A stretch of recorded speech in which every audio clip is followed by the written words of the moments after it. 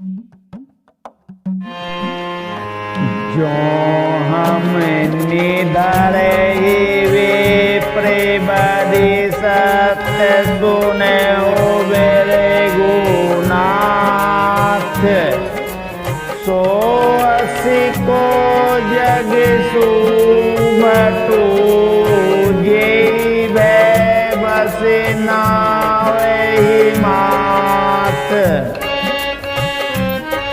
श्री राम जी ने परशुराम जी से कहा, हे भृगुनाथ, यदि हम सचमुच ब्राह्मण कहकर निरादर करते हैं तो यह सत्य सुनिए, फिर संसार में ऐसा कौन योद्धा है जिसे हम डर के मारे मस्तक नवाएं।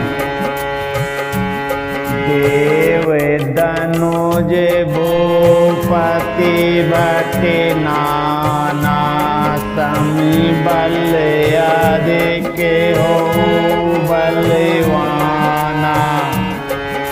जोरन हमें पछाड़े को लड़े सुकैन कालू किन हो। देवता देव राजा या और बहुत से योद्धा वे चाहे बल में हमारे बराबर हो चाहे अधिक बलवान हो, यदि रण में हमें कोई भी ललकारे तो हम उससे सुखपूर्वक लड़ेंगे, चाहे काल ही क्यों न हो। क्षत्रिय तनुधरि समरि सकाना कुल कलंकुते पावरियाना। कहु सुभाव न कुले फेरे संति कालो डरे न रानी रघुवंशी। क्षत्रिय का शरीर धरकर जो युद्ध में डर गया, उस नीच ने अपने कुल पर कलंक लगा दिया। मैं स्वभाव से ही कहता हूँ, कुल की प्रशंसा करके नहीं कि रघुवंशी रण में काल से भी नहीं डरते।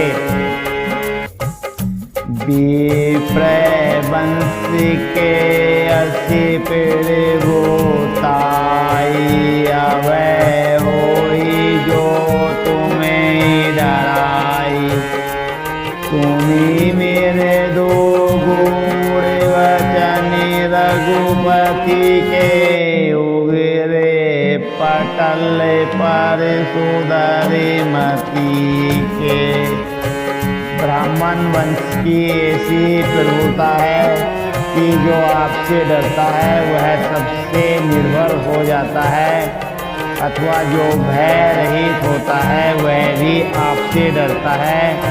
श्री रघुनाथ जी के कोमल और रहस्यपूर्ण वचन सुनकर परशुराम जी की बुद्धि के पर्दे खुल गए।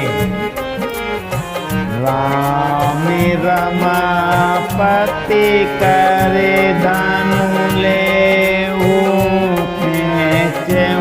मीटे मोर संदेह।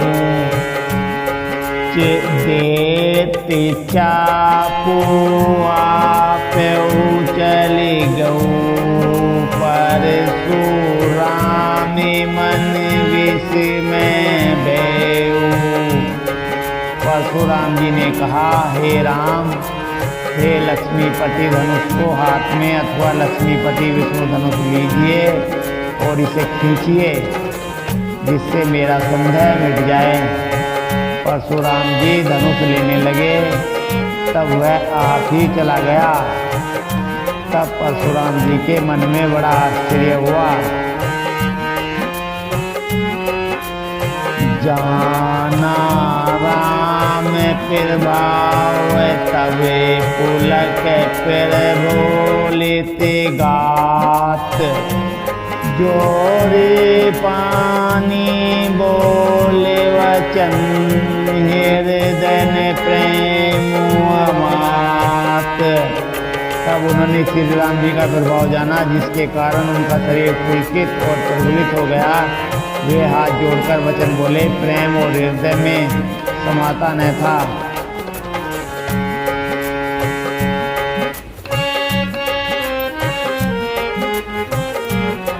जय रघुवंश बन जीवनि भानु, गए निधनु जे कुल दैन किरसानु, जय सुर विप्र धेनु हितकारी, जय मदिमोको ब्रह्महारी। हे रघुकुल रूपी कमल वन के सूर्य, हे राक्षसों के कुल रूपी घने जंगलों को जलाने वाले अग्नि, आपकी जय हो। हे देवता ब्राह्मण और गो का हित करने वाले, आपकी जय हो। मद मोह क्रोध और धर्म के हरने वाले, आपकी जय हो।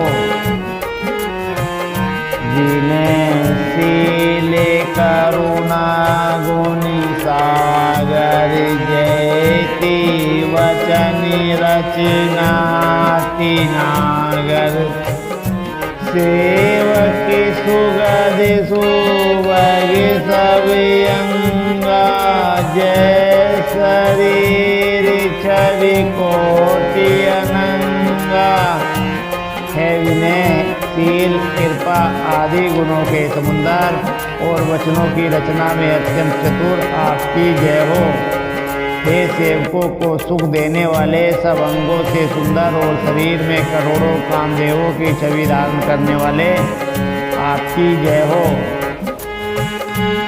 करो कहाँ मुख एक प्रशंसा, जय महेशी मणि मानसी हंसा, अनुचित बहुत कहूँ जाता, क्षमा मंदिर दो विराता।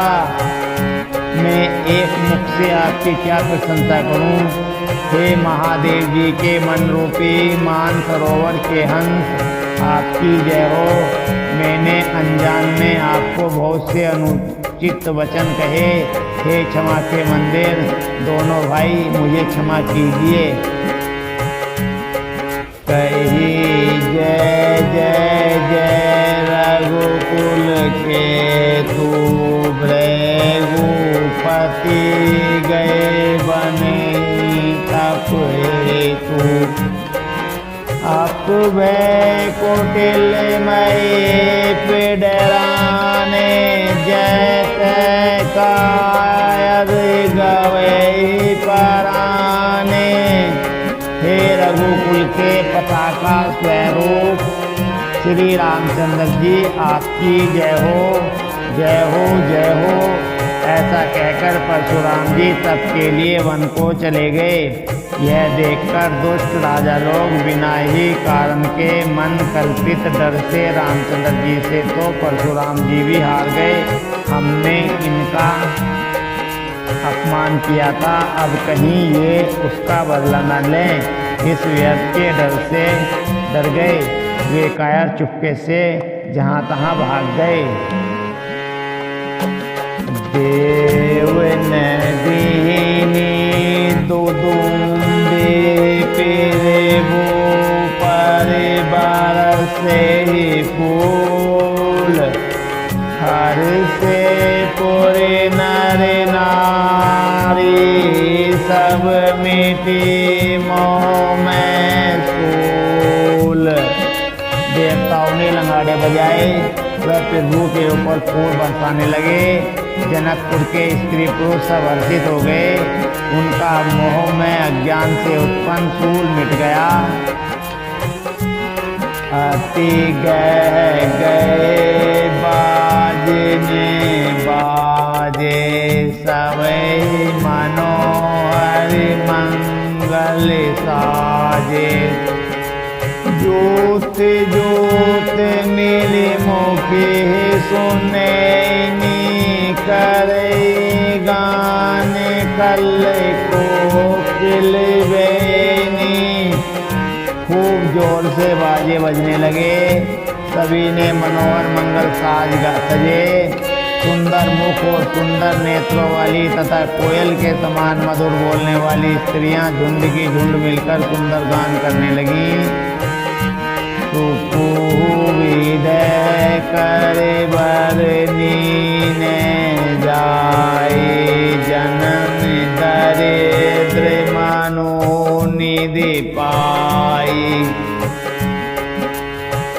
विकट त्रास भैसिय सुखारी जनु विदुद चकोरे कुमारी। जनक जी के सुख का वर्णन नहीं किया जा सकता। मानो जन्म का दरिद्री धन का खजाना पा गया हो। सीता जी का भय जाता रहा, वे ऐसी सुखी हुई जैसे चंद्रमा के हृदय। सीता जी का भय जाता रहा, वे ऐसी सुखी हुई जैसे चंद्रमा के उदय होने से चकोर की कन्या सुखी होती है। जनक की न को सिकहि फिर नामा फिर भू फिर साधे धनु बंजेऊ रामा। मोहि कृत दीन दो भाई अभिजो चित सो कई गोसाई। जनक जी ने विश्वामित्र जी को प्रणाम किया और कहा, प्रभु ही की कृपा से श्री रामचंद्र जी ने धनुष तोड़ा है। दोनों भाइयों ने मुझे कृतार्थ कर दिया। हे स्वामी, अब तो उचित हो तो कहिए। कह मुनि सोनो नरनाथ पृथ्वीना चापे अधीना। टूटत दानो विवाहो सुर नर नाग विदित सब काहू। मुनि ने कहा, हे चतुर नरेश सुनो, यूँ तो विवाह धनुष के अधीन था।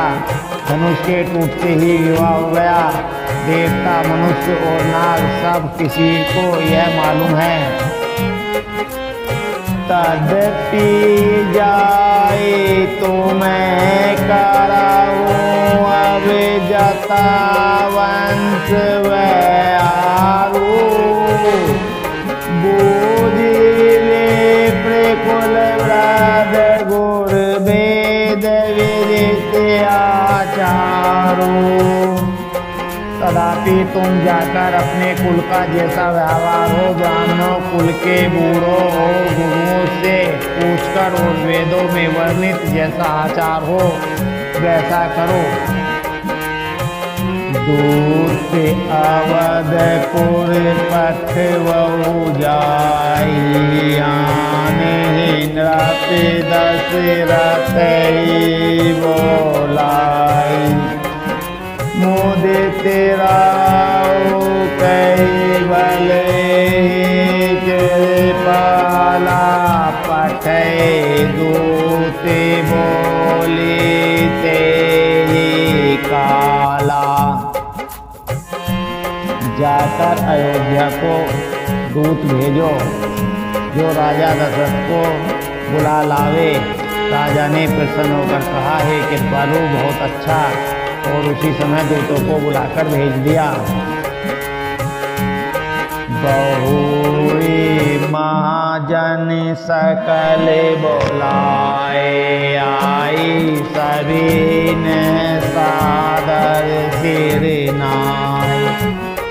हाटे बाटे मंदिर सूर्य बासा नगेरो समारो चारो पासा। फिर सब महाजनों को बुलाया और सबने आकर राजा को आदर पूर्वक सिर नवाया। राजा ने कहा, बाजार, रास्ते, घर, देवालय और सारे नगर को चारों ओर से सजाओ। हर्षि चले निज निज गृह आए, पुनि विचार के बोली पठाए। रचहु विचित्र वितानि बनाई, सिर धरि वचन कलेश छुपाई। महाजन प्रसन्न होकर चले और अपने अपने घर आए। फिर राजा ने नौकरों को बुला भेजा और उन्हें आज्ञा दी कि विचित्र मंडप सजाकर तैयार करो। यह सुनकर वे सब राजा के वचन सिर पर धरकर और सुख पाकर चले। पठे बोली गुनी तीन नाना, ते विखान विधि कुशल सुजाना। विधि वंदे तीन कीन आरंभा, विरिछ कनक कदली के खंबा। उन्होंने अनेक कारीगरों को बुलावा भेजा जो मंडप बनाने में कुशल और चतुर थे। उन्होंने ब्रह्मा की वंदना करके कार्य आरंभ किया और पहले सोने के केले के खंभे बनाए। हरित मणि के पात्र फल पदुमिराग के फूल, रचना देखी विचित्र अति मनोरंजय गढ़ भूल। हरी हरी मणियों, पन्ने के पत्ते और फल बनाए तथा पदराग मणियों, मानिक के फूल बनाए। मंडप की अत्यंत विचित्र रचना देखकर ब्रह्मा का मन भी भूल गया। बेनु हरित मणि में सब कीने, सरल सब रथ पर नहीं कीने। कनक कलित बेली बनाए, लखी नहीं पर सपेरन सुहाए। बास सब हरी हरी मणियों, पन्ने के हीरे और गांठ से युक्त ऐसे बनाए जो पहचाने नहीं जाते थे कि मणियों के हैं या साधारण। सोने की सुंदर नागबेली, पान की लता बनाई जो पत्तों सहित ऐसी भली मालूम होती थी कि पहचानी नहीं जाती थी। तेही के रची बची बंदी बनाए, बीची बीची मुकुता दाम सुआए। मानिक मरिकते पुलिस फिरोजा, चीरी कोरी पति रचे सरोजा। उसी नागबेली के रचकर और कच्ची कारी करके बंधन बांधने की रस्सी बनाए। बीच बीच में मोतियों की सुंदर झालरें हैं। मानिक, पन्ने और हीरे और फिरोजे इन रत्नों को चीरकर, तोड़कर और पच्ची कारी करके इनके साल हरे, सफेद और फिरोजी रंग के कमल बनाए। किए भ्रंग बहुरंग विहंगा, गूंजे कुंज पवन पीर संगा। सुर पीरती माखम बन गड़े गाड़े, मंगल द्रव्य लिए सब ठाड़े। भोरे और बहुत रंगों के पक्षी बनाए जो हवा के सारे गूंजते और कूदते हैं। खंभों पर देवताओं की मूर्तियां गढ़कर निकाली जो सब मंगल में लिए खड़ी थीं। क्योंकि बाती अनेक पुराई, सिंदूर मणि में सहज सुहाई। गज मुख देवताओं के सहज सुहाने, अनेकों तरह के शोक पुराने। सौरभ पल्लव सुभग सूटी किए लीने मणिकोर, हैने गोरी मारे काते गवरी लसते पाटी में डोर। नील मणियों को कोरकर अत्यंत सुंदर आम के पत्ते बनाए, सोने के बोर, आम के फूल और रेशम की डोरी से बंधे हुए पन्ने के बने फलों के गुच्छे सुशोभित हैं। रचे रोचेरे बरे बंद निवारे, मन हो मनोभव फंद संवारे। मंगल कलश अनेक बनाए, द्विज पताके पट्टे चमर सुहाए। ऐसे सुंदर और उत्तम बंधनवार बनाए, मानो कामदेव ने फंदे सजाए हों। अनेकों मंगल कलश और सुंदर ध्वजा पताका का पर्दे और चंवर बनाए। दीप मनोहर मणि में नाना जाय, बरनी विचित्र विताना।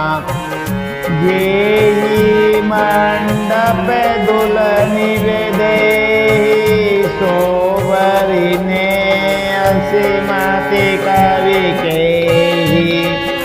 जिसमें मणियों के अनेकों सुंदर दीपक हैं, उस विचित्र मंडप का तो वर्णन ही नहीं किया जा सकता।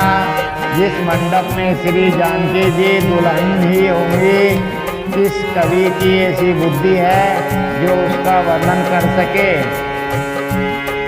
दुल्हु रामो रूपे गुण सागर, शोभितानु पीऊ लोक उजागर। जनक भवनी के शोभा जैसी, गृह गृह प्रति पुर देखै तैसी। जिस मंडप में रूप और गुणों के समुद्र श्री रामचंद्र जी धुले होंगे, वह मंडप तीनों लोकों में प्रसिद्ध होना ही चाहिए। जानकी जी के महल की ऐसी शोभा है, वैसी ही शोभा नगर के प्रत्येक घर की दिखाई देती है। ये तेरे होती ते ही समय निहारी, ते ही लगो लगे भुवन दस चारी। जो संपदा नीचे गिरे सोहा, सो विलोकी सूर्य नायक मोहा। उस समय जिसने तिरहुत को देखा, उसे 14 भुवन तुच्छ जान पड़े। जनकपुर में नीचे के घर की जनकपुर में नीच के घर भी उस समय जो संपदा सुशोभित थी, उसे देखकर इंद्र भी मोहित हो जाता था। बसे नगर जेहि लक्ष्य करे, कपट नारी बरि बेसो। तेहि पुर के सोवा कहते सकचौ सारद से सो। जिस नगर में साक्षात लक्ष्मी जी कपट से स्त्री का सुंदर वेश बनाकर बसती हैं, उस पुर की शोभा का वर्णन करने में सरस्वती और शेष भी सकुच आते हैं। पहुँचे दूत रामपुर पावनी, हरि से नगर बिलो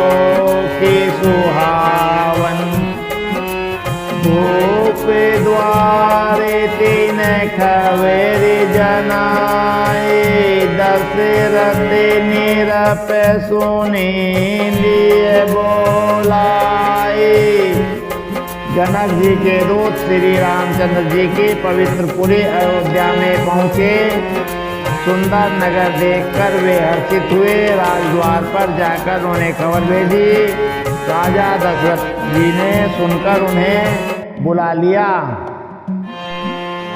करे पेरे नामो तीन पाती दीनी मोदित मही पिया पोटिलेनी बारी विलोचन बाचते पाते पुलक गाते आई बड़ी छाती। दूतों ने प्रणाम करके चिट्ठी दी। प्रसन्न होकर राजा ने स्वयं उठकर उसे लिया। चिट्ठी बाजते समय उनके नेत्रों में जल प्रेम और आनंद के आंसू छा गए। शरीर पुलकित हो गया और छाती भर आई। रामो लखनऊ रे करे बर चिट्ठी रही गए कहती न खाटी मीठी। पुनि धरी धीरी पत्रिका बाची हरसी सवा बात सुनी साची। हृदय में राम और लक्ष्मण हैं, हाथ में सुंदर चिट्ठी है। राजा उसे हाथ में लिए ही रह गए, खट्टी मीठी कुछ भी कह न सके। फिर धीरज धरकर उन्होंने पत्रिका पढ़ी। सारी सभा सच्ची बात सुनकर हर्षित हो गई। खेलते रहे तहाँ सुधि पाई आए भरतो सहित हितवाई। पूछते अति स्नेह सकुचाई ताते कहाँ ते पाती आई। भरत जी अपने मित्रों और भाई शत्रुघ्न के साथ जहाँ खेलते थे वहीं समाचार पाकर वे आ गए। बहुत प्रेम से सकुचाते हुए पूछते हैं, पिताजी चिट्ठी कहाँ से आई है? कुशल त्राण प्रिय बंधु दो ऐहि कहूँ कई देश। सुनी सने साने वचन बाची बहुरी नरेश। हमारे प्राणों से प्यारे दोनों भाई कहिए सकुल तो हैं और वे किस देश में हैं, इसमें से सने ये वचन सुनकर राजा ने फिर से चिट्ठी पढ़ी। चिट्ठी पढ़ी। सोने पाती पुल के दो भाई अधिक सने ओ समाति न गाता। प्रीति पुनीति बरति के देखी सकल सवा सुकुले विशेषी। चिट्ठी सुनकर दोनों भाई पुलकित हो गए। इसने इतना अधिक हो गया कि वह शरीर में समाता नहीं। भरत जी का पवित्र प्रेम देखकर सारी सभा ने विशेष सुख पाया। तब नृप दूत निकट बैठारे मधुर मनोहर वचन उचारे। भैया कहू कुशल दो बारे तुम्हें नीके निज नैन निहारे। तब राजा दूतों को पास बैठाकर मन को हरने वाले मीठे वचन बोले। भैया कहो दोनों बच्चे कुशल से तो हैं, तुमने अपनी आंखों से उन्हें अच्छी तरह देखा है न। श्यामल गोरे धरे धनु भाथा वह किशोरी कौशिकी मुनि साथा। पहचाने तुम्हें कहूँ सुभाओ प्रेम विवश पुनि पुनि कह रहा हूँ। सांवले और गोरे शरीर वाले वे धनुष और तरकस धारण किए रहते हैं। किशोर अवस्था है, विश्वामित्र मुनि के साथ हैं। तुम उनको पहचानते हो तो उनका स्वभाव बताओ। राजा प्रेम के विशेष वश होने से बार बार इस प्रकार पूछ रहे हैं। जा दिन ते मुनि गए लवाई तब ते आजो साची सोधे पाई। कहु विदे कवन विधि जाने सोनी प्रिय वचन दोते मुस्काने। भैया जिस दिन से मुनि उन्हें लिवा कर ले गए तब से आज ही हमने सच्ची खबर पाई है। कहो तो महाराज जनक ने उन्हें कैसे पहचाना। ये प्रिय प्रेम भर वचन सुनकर दूत मुस्कुराए